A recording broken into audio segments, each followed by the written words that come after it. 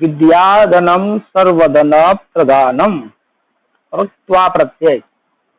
विद्याधनम सर्वधनम प्रदानम यानी कि विद्या रूपी जो धन होता है वो सभी धन से बेटर होता है, यानी कि सबसे अच्छा होता है, सबसे मुख्य होता है।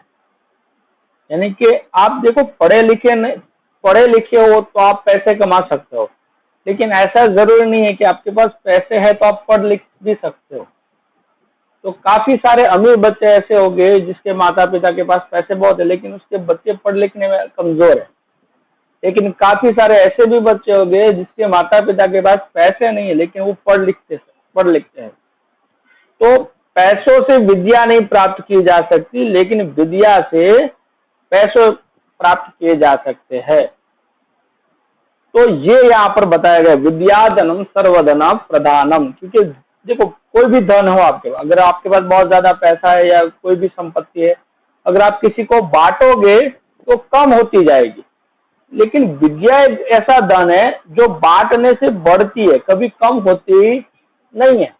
एग्जाम्पल के तौर पे आपके पास 100 रुपए है, अगर आप किसी को 10 रुपए दोगे या 20 रुपए दोगे तो पैसे कम होते जाएंगे कि पहले 10 दे दे तो 90 रह गए, फिर 20 दे तो 70 रह गए।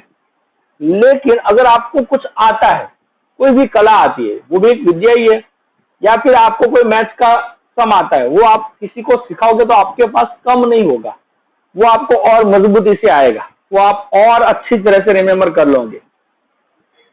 जैसे कि मैं आपको संस्कृत के श्लोक पढ़ाता हूँ तो मैं आपको पढ़ाने के बाद भूल नहीं जाता, वो फिर से मेरा ताजा हो जाता है, वो फिर से मेरा रिवीजन हो जाता है।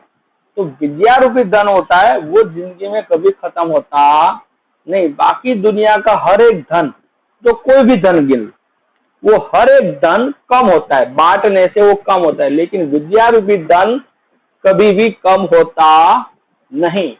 अगर आप किसी एक इंसान को मदद करते हो, देखो हम किसी गरीब इंसान को 1 लाख रुपए दे या 10 लाख रुपए दे, उसके हेल्प करें, उसके मेंटल कंडीशन में या फिर क्रिटिकल कंडीशन में उसे हेल्प करें, तो वो कुछ समय तक ही उसके पास रहेगा। जैसे कि अभी देखो हमारे देश में बहुत बुरा समय चल रहा है, लॉकडाउन का समय गया और अभी भी लोगों के पास रोजगार नहीं है, पैसे की कमी है, तो हम किसी को 10,000 रुपए दे या 20,000 रुपए दे या 1 लाख रुपया दे तो कुछ समय के बाद वो खत्म हो जाएगा। लेकिन अगर किसी इंसान को हमने पढ़ाया लिखाया है तो वो पूरी जिंदगी उसे काम आएगा, वो कभी भी उसके पास से जाएगा नहीं। कोई गरीब का बच्चा है और हमने उसे पैसे देकर अच्छी शिक्षा दिलवाई तो वो पढ़ लिख कर अच्छा इंसान बन जाएगा और साथ में वो पैसे भी कमाने लगेगा और उसका पूरा परिवार अब उस गरीबी से दूर चला जाएगा। तो ये विद्या रूपी धन है, पूरी दुनिया को बदल सकता है। जैसे कि आपने कुछ समय पहले एक मूवी आई थी सुपर 30 ऋतिक रोशन की, तो उसने आपने देखा होगा कि वो 30 बच्चों को, उसके बाद तो उसने कई भी और सारे बच्चों को, 30 बच्चों को मुफ्त में शिक्षा देते IIT में एडमिशन के लिए। तो उनमें से कई सारे बच्चे आज बड़ी बड़ी कंपनी के CEO है।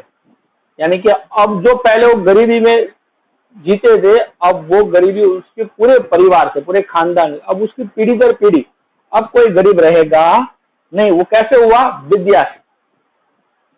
किसी को अच्छी शिक्षा दो तो वो पूरी उसकी लाइफ तो बदल देती है, लेकिन उसके परिवार की भी लाइफ बदल देती है। तो ये इसलिए बताया गया विद्याधन सर्वधन प्रदानम, यानी कि विद्या रूपी धन जो होता है वो सभी धन से श्रेष्ठ होता है। और साथ में इसमें बताया गया त्वा प्रत्यय। तो पिछले साल मैंने आपको ये पढ़ाया था कि जब एक ही वाक्य में 2 क्रिया बताई जाए या 2 से ज्यादा बताए, 1 से ज्यादा बताई जाए, तो उसमें आगे की क्रिया में त्वा प्रत्यय लगता है। जैसे कि मैं कहता हूं मैं खाकर सोऊंगा, तो 2 क्रियाएं ना, सोना और खाना। तो पहली क्रिया को हमने क्या कर दिया, मैं खाऊंगा और सोऊंगा, ऐसा हम नहीं लिखेंगे। हम क्या बोलेंगे, मैं खाकर, यानी कि खाने के बाद।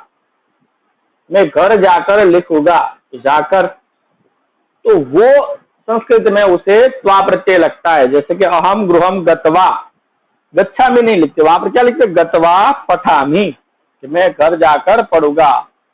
मैं खाकर सोऊंगा, कि अहम खादित्वा शयनामि, कि मैं खाकर सोऊंगा। तो ये त्वा प्रत्यय होता है। अब यहां पर देखते हैं, अशोक नाम का लड़का कहता है अई कोकिले किम गायसी, अरे कोकिला तू क्या गा रही है।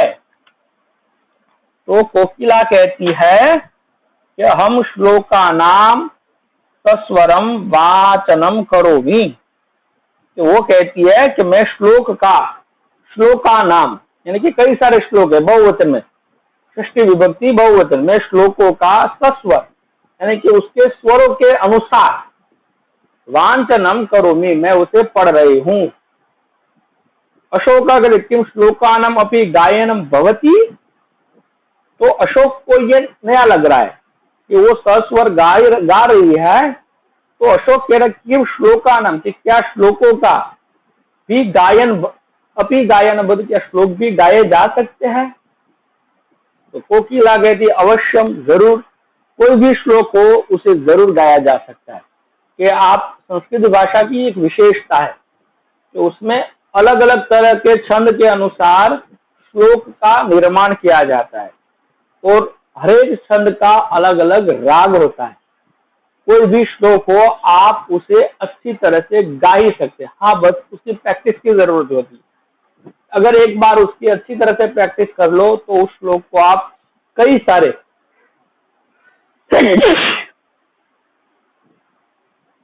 उस श्लोक को आप कई सारे रागों में गा सकते हैं। उसके अलग अलग लय होता है, उसका अलग अलग राग होता है।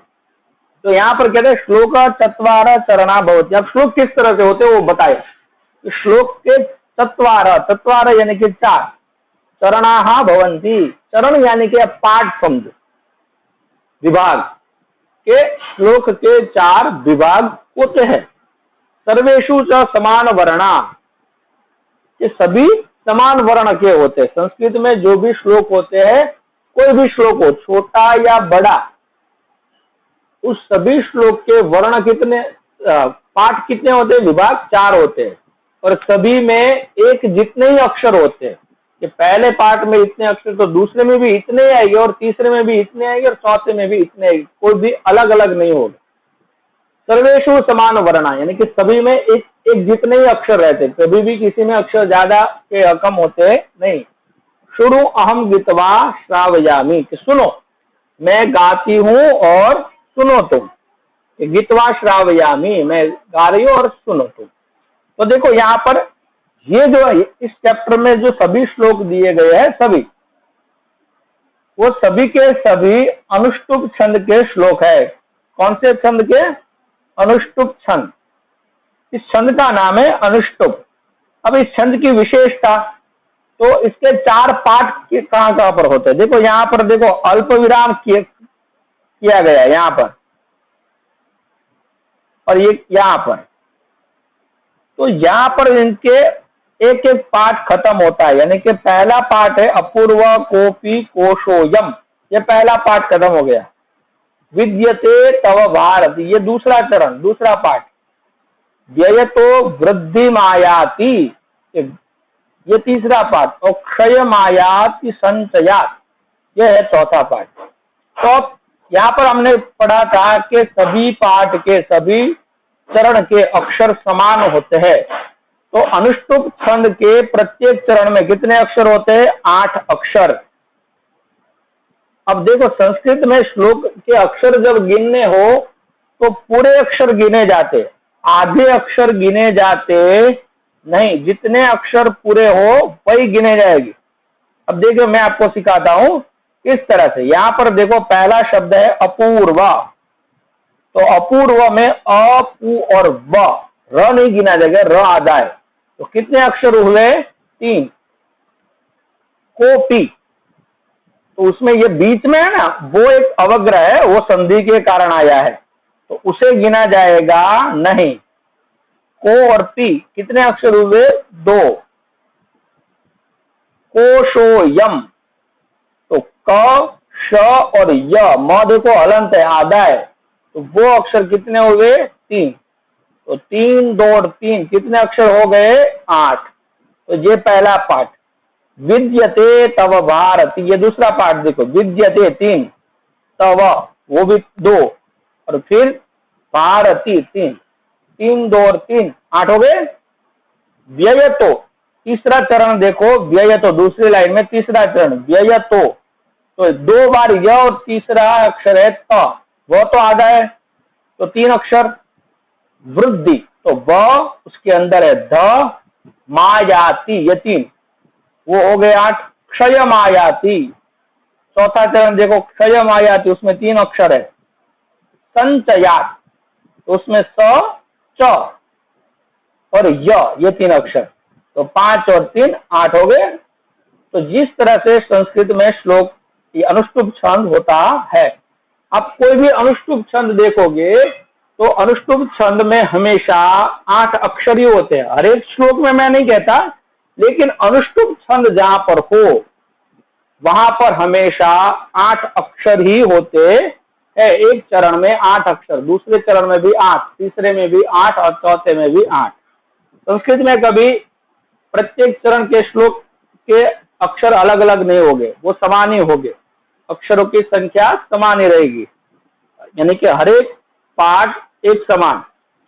तो यहाँ पर अब श्लोक किस तरह से ये गाया जाता है, देखो अनुष्टुप छंद को 8-8 अक्षरों से गाया जाता है। पहला 8 अक्षर गाओ, फिर दूसरे 8 गाओ, फिर तीसरे 8 गाओ और फिर चौथे 8 गाओ। तो पहले ये पढ़ना सीखो। अपूर्व कोपि कोशोयम, क्या है? अपूर्व कोपि कोशोयम, ठीक से ध्यान देना। अपूर्व कोपि कोशोयम विद्यते तव भारती, विद्यते तव भारती, पूरी लाइन। अपूर्व कोपि कोशोयम विद्यते तव भारती। फिर से एक बार बता रहा हूं, देखो ये अक्षर है ना, इसके बीच में क और य के बीच में, क और प के बीच में, तो उसे साइलेंट वर्ड है, उसे बोलना नहीं है, तो कोई कोड पी नहीं करेगा। ड जैसा दिखता है लेकिन वो ड नहीं है। संस्कृत में ड इस तरह से लिखते हैं, ये इस तरह से नहीं है, थोड़ा अलग है, इस तरह से सीधा है, तो वो ध्यान देना। तो ये अवग्रह है, ये साइलेंट वर्ड है, इसे बोलना नहीं है, संधि के नियम के कारण ये आया है। मैं वो संधि भी आपको बाद में समझाऊंगा। अपूर्व कोपि कोशोयम विद्यते तव भारती। आगे व्ययतो वृद्धि मायाति, व्ययतो, व्ययतो वृद्धि मायाति, क्षय मायाति संचयात्, क्षय मायाति संचयात्। आखिरी लाइन पूरी, व्ययतो वृद्धि मायाति क्षय मायाति संचयात्। अब इसको किस तरह से गाया जाता है ये मैंने आपको पढ़ना सिखाया, अब इसे गा भी सकते हैं हम। अभी ये बात की थी चैप्टर में कि श्लोक को गाया जा सकता है, तो हाँ इसे इस तरह से गाओ। अपूर्व कोपि कोशोयम विद्यते तव भारती, अपूर्व कोपि कोशोयम विद्यते तव भारती, व्ययतो वृद्धि मायाति क्षय मायाति संचयात्, व्ययतो वृद्धि मायाति क्षय मायाति संचयात्। आप लोगों को पता है कि मैं किस तरह से आपको श्लोक पढ़ाता हूँ, पिछले साल आपको वो श्लोक मैंने सारे गाने सिखाए थे, तो उस तरह से प्रैक्टिस करना। आधा आधा पाठ गाओ, फिर पूरा गाओ।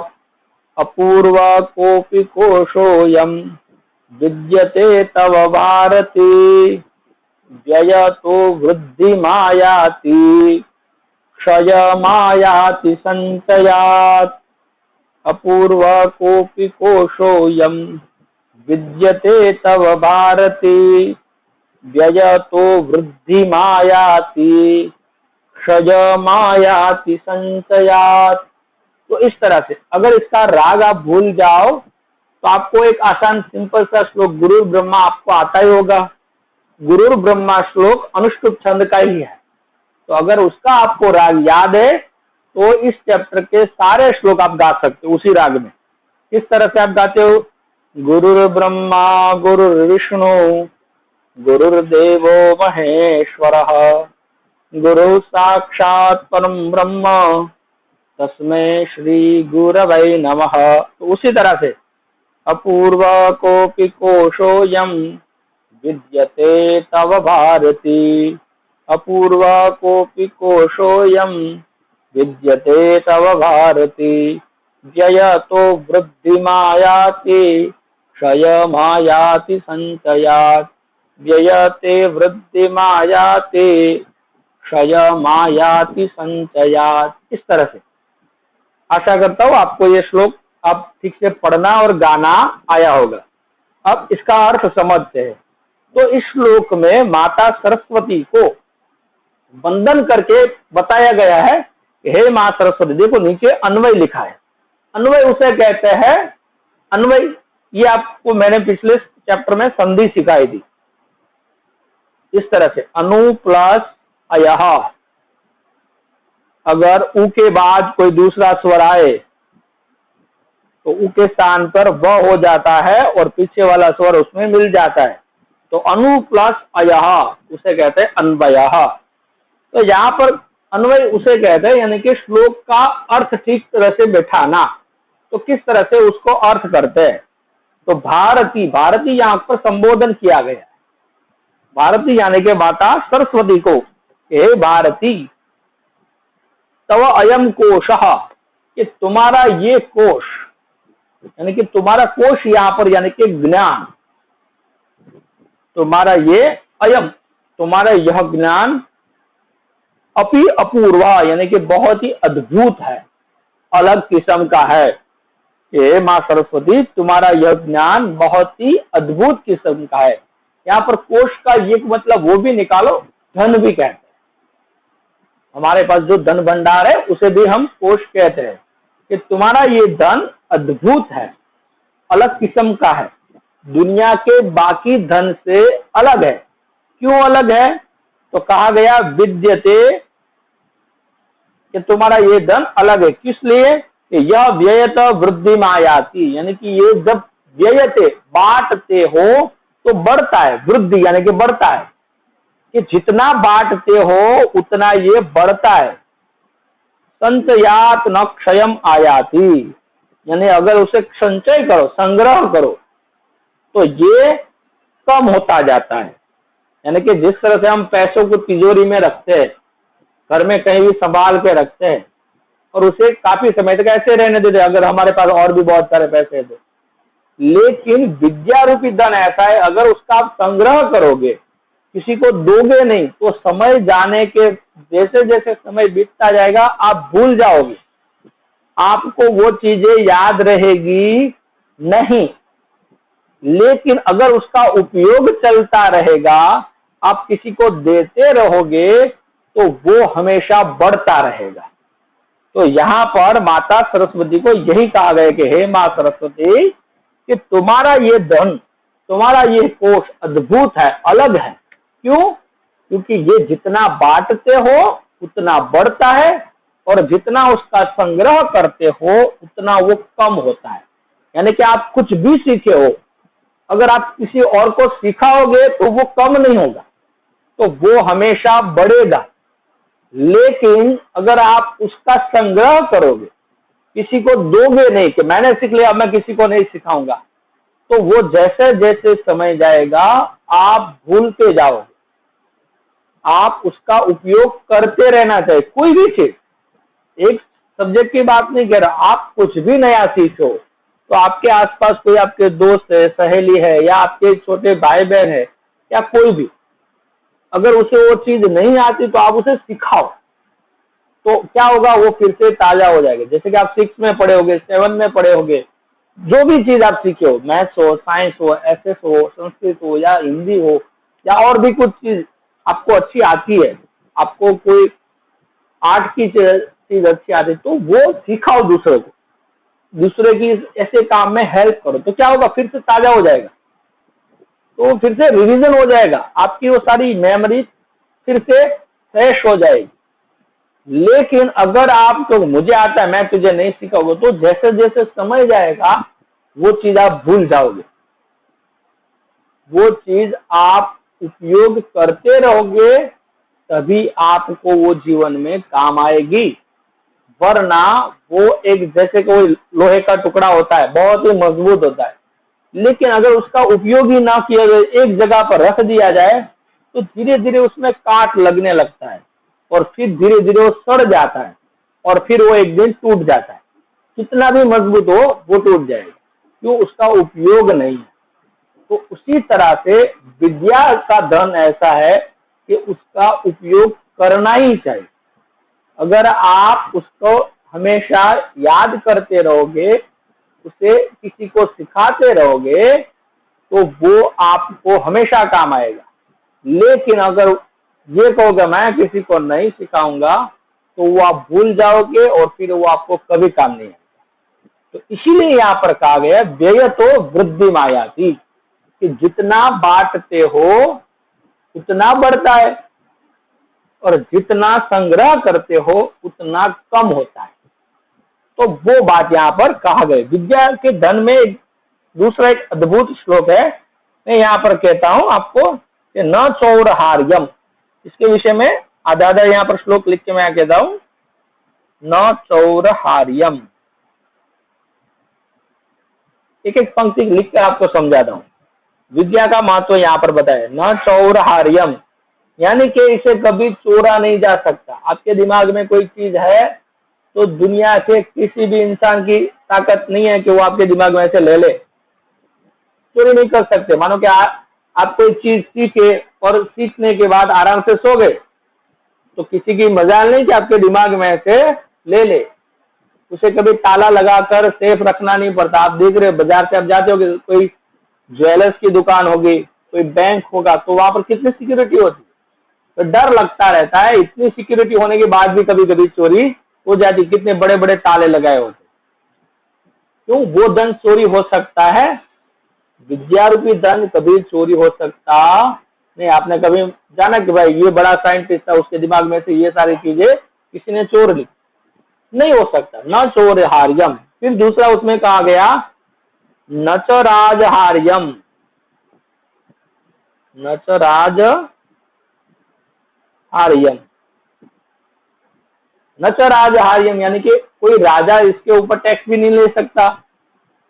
राजा यानी कि आज के समय में गवर्नमेंट, अगर आपके पास बहुत सारे पैसे है तो उसका इनकम टैक्स लगेगा। आपको सरकार को, गवर्नमेंट को टैक्स देना पड़ेगा।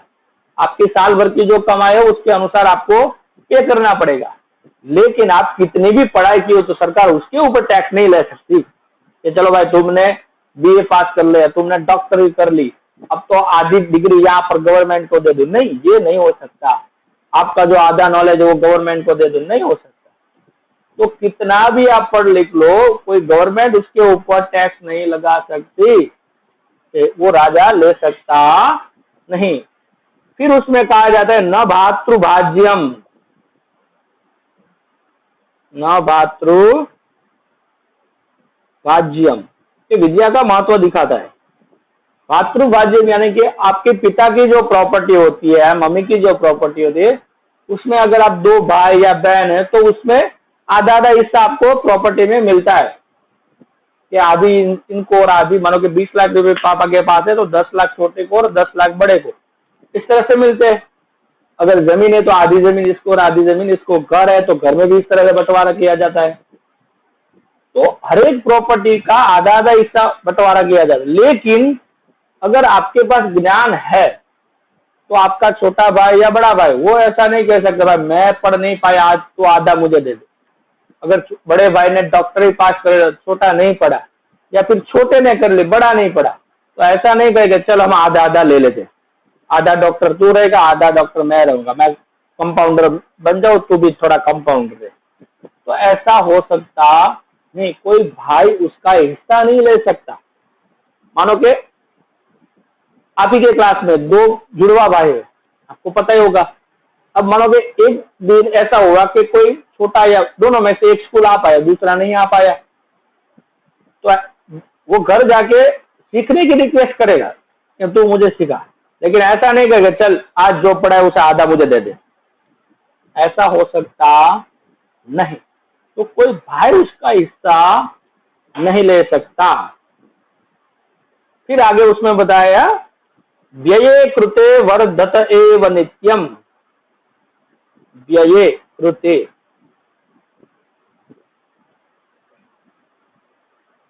वर्धते एव नित्यम,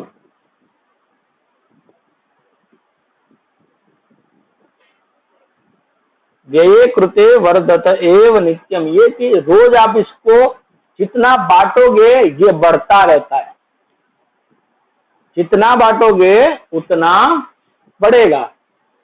और उसके आखिरी पंक्ति है हमारे इस चैप्टर का नाम, विद्याधनम सर्वधन प्रदानम। इस श्लोक के चैप्टर में से ये पंक्ति ली गई है कि विद्याधनम सर्वधनम प्रदानम, यानी कि विद्या रूपी धन होता है वो सभी धन से बेस्ट होता है। क्यों? तो पहला बताया कि न चोर आर्यम, उसे कोई चोरी नहीं कर सकता। दूसरा बताया न राजा आर्यम, कोई राजा यानी कि कोई गवर्नमेंट उसके ऊपर टैक्स नहीं ले सकती।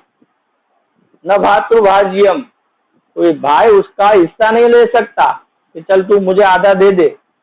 फिर आगे उसमें बताया गया व्यय कृते वर्धत एव नित्यम, जितना व्यय करो जितना बांटो उतना वो बढ़ता है।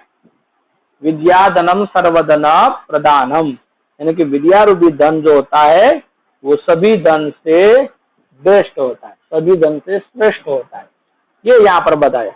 अब आगे का श्लोक है, रूप यौवन संपन्ना विशाल कूल संभवा, विद्याहीनान शोभन्ते निर्गंधा इव किंशुका। यहाँ पर बताया गया रूप यौवन संपन्ना। ये श्लोक फिर से एक बार पढ़ना सीखो, क्या है? 8 अक्षर ये देखो, रूप यौवन, रूप और यौवन 3 5 हुए, संपन्ना तो स और न 8 हो गए, विशाल 3, कूल 5, संभवा स भ और व 8 हो गए, विद्याहीना 4, न 5, शोभन्ते श भ और त 8 हो गए, निर्गंधा तो उसमें 3, इव 2, किंशुका वो 3।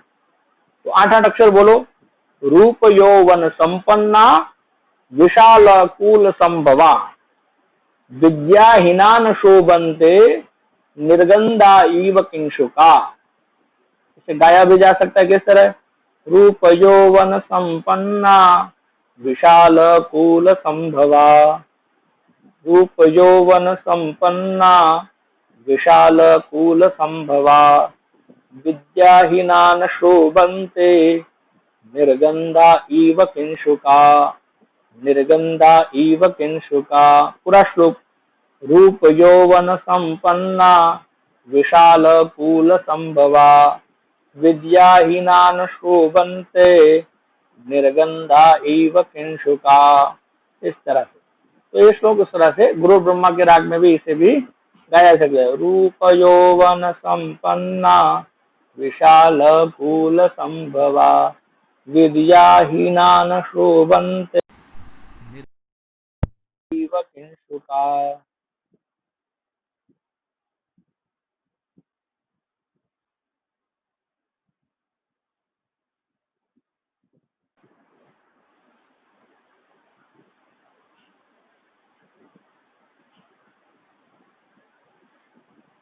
सॉरी नेटवर्क प्रॉब्लम हुआ था, फिर से मैं आपको बुक शेयर कर देता हूँ।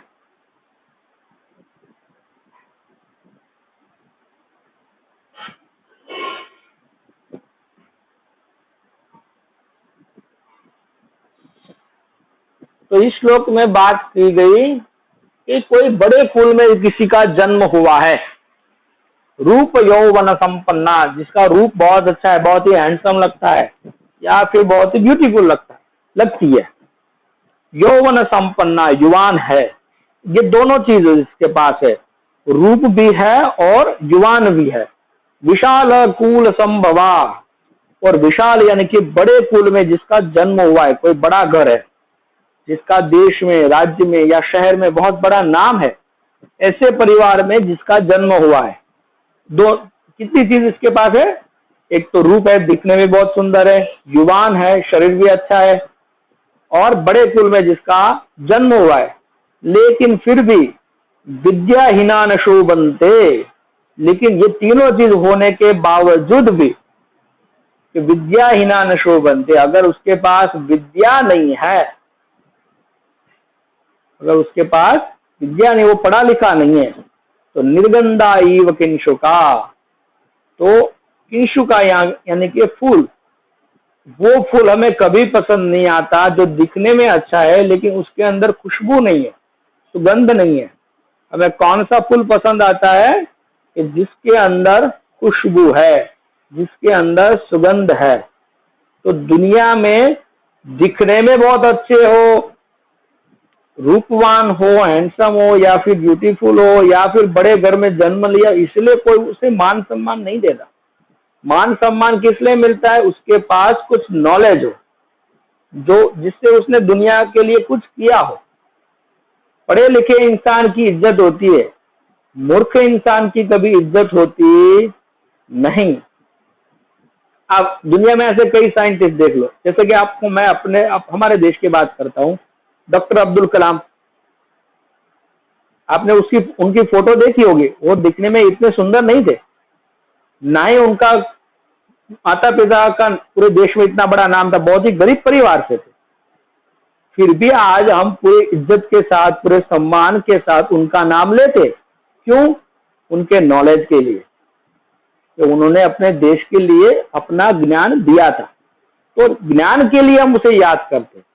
वो दिखने में कैसे थे? अच्छे थे, इसलिए हम याद नहीं करते। वो बहुत ही शक्तिशाली थे, इसलिए हम याद नहीं करते। उनके पिता बहुत बड़े थे, इसलिए हम याद नहीं करते। नहीं, ये तीनों में से कुछ भी उनके पास नहीं था। उनके पास क्या था? ज्ञान। इसीलिए आज हम याद करते। और दूसरी तरफ आप देख लो, दुनिया भारत में ऐसे कई सारे लोग होंगे जो अमीर परिवार में जन्म लिया, उसके माता पिता का बहुत बड़ा नाम होगा, लेकिन वो पढ़े लिखे नहीं, तो आज हम उसको याद भी नहीं करते। तो इज्जत दुनिया में, सम्मान किसे मिलता है? विद्यावान को। धनवान को इतनी इज्जत मिलती नहीं। धनवान को इज्जत वही देता है जो उसके आसपास रहता है, जिसको लालच होती है कि मुझे इसके पास से कुछ लेना है। दूसरे कोई उनको इज्जत देता नहीं। अगर पढ़ा लिखा है तो हम उनको इज्जत देंगे, हमें उससे कोई लालच होती, क्योंकि उसका ज्ञान हमें मिलता ही है। कई सारे दुनिया में ऐसे अमीर इंसान हो गए जिसने जन्म लिया और मर भी गए, तो आज हम उनको याद नहीं करते। लेकिन दुनिया, हमारे देश के बाहर भी कई सारे ऐसे साइंटिस्ट है, कई सारे ऐसे विद्वान है कि जिनको हम याद करते, जिनको हमने कभी देखा भी नहीं, ना हमने देखा, ना हमारे माता पिता या उनके माता पिता ने कभी देखा, फिर भी आज हम उनको याद करते। क्यों? उनके द्वारा जो नॉलेज है वो हम तक पहुंचता है। वो चले गए, उनका नॉलेज हम तक पहुंचते, उनको सम्मान देते।